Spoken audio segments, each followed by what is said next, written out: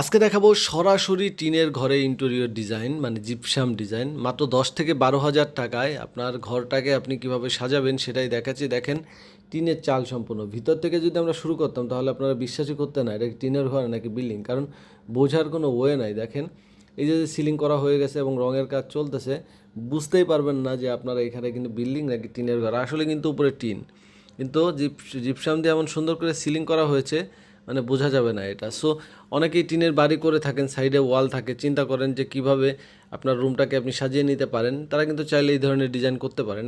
এই ধরনের ডিজাইন না, শুধু এরকম হাজারো ডিজাইন আছে। এটা তো বর্ডার করা সিলিং রোজ, যদি ফুল সিলিং করতে চান ফুল সিলিং কিন্তু অনেক সুন্দর সুন্দর ডিজাইন আছে। দেখেন এখানে জানালার গেট ছিল, আবার তারপর হচ্ছে সিলিং রোজগুলো আমি প্রাইসটা সেপারেটলি বলে দিই। দেখেন জানালার গেটগুলো কিন্তু 3,000, 4,000, 5,000 মানে সাইজ অনুযায়ী এরকম প্রাইস। আর সিলিং রোজগুলো 56 ইঞ্চি 5,000 টাকা, বর্ডারগুলো 100 টাকা, কর্নারগুলো 500 টাকা। পাশাপাশি যে লাইটিংয়ের স্পট দেখতে পাচ্ছেন এই স্পটগুলো ভাইরা করে দেয়, আপনারা কিন্তু ওইখানে আলাদাভাবে লাইটগুলো ফিটিং করে নিতে পারেন। তো স্ক্রিনে নাম্বার দেওয়া আছে, নাবানা জিপসাম ইন্টেরিয়রের সাথে কাজ করতে হলে স্ক্রিনে নাম্বার